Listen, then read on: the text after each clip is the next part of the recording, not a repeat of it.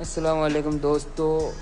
आज हमारे तमन्ना auto service centre में मैक्सी ट्रैक्टर आया है वॉशिंग के लिए। तो चलिए हम वॉशिंग करते हैं और आपको भी दिखाते हैं वॉशिंग कैसे करते हैं। तो चलिए शुरू करते हैं।